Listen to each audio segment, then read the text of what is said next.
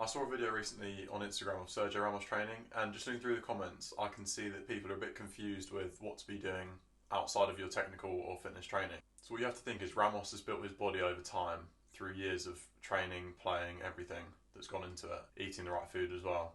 And we're seeing one little snippet of one exercise that he's doing from a video shared by him or someone else. So really, we need context with it, which is what we don't actually get from that one-off video. You don't know why he's doing the video, exactly what he's trying to target, where he is in the season or even in the week. If he's not too far away from a game, he might not be doing certain type of exercises, so he's traded it for something else, or he might be doing some work for an injury that he's got, or even a certain weakness.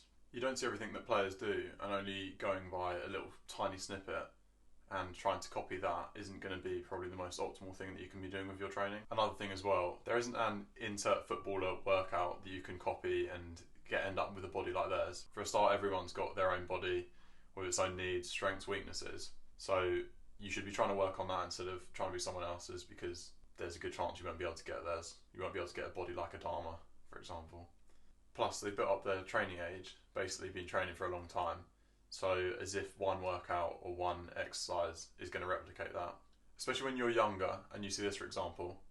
So here, it looks like Ramos is actually trying more of a power exercise, but you may just be better off going through a bigger range of motion instead, with more time under tension if you were looking to add size and strength to your legs. Depends what you're looking for, because the majority of people jump in straight to try and get the power that he's looking to get there, instead of making them bigger and stronger first, might not be the best idea. Or at least you could get more out of other exercises before.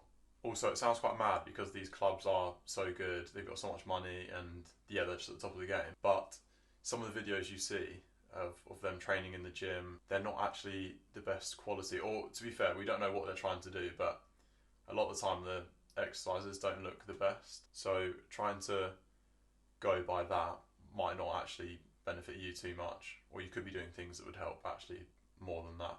You have to remember as well, the players that you see at the top of the game, as hard as they have worked as well, they've worked for years, but also they have some level of natural ability, or just the way their bodies are set up. They can move in ways that help them playing football, and not everyone can do that. So you might need to be doing exercises that they don't necessarily need to do, things that you need more of. They might just be getting naturally anyway. And also they can be getting away with certain things if they're not doing certain exercises right or getting the most out of them. You see people who want a Ronaldo session so you can look or perform like him.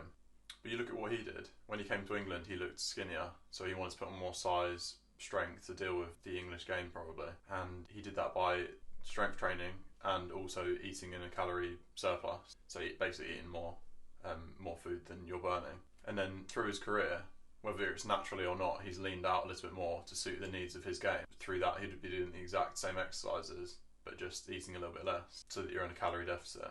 Like I said, these exercises don't actually need to change. That's what people often don't understand. Maybe you tried certain different variations of things just if you want to slightly change it up or change where you're targeting. But a lot of the time these exercises stay the same for years that you're doing them. And it's just, you eat to your needs, or you change things like the tempo to suit different strength curves and all of that sort of stuff. But you don't need to overcomplicate it too much. Just stick with mainly compound exercises to start with, especially if you're younger, and then certain other things you can change. You can target other things more, like with a leg extension, you can target your quads a little bit more. I'll get proper things to help in the future out that will give you an idea. But until then, yeah, just focus on normal exercises that you'd see people do in the gym anyway. You don't want to be training to be like a bodybuilder, but to be honest, you won't get too big unless you're really trying.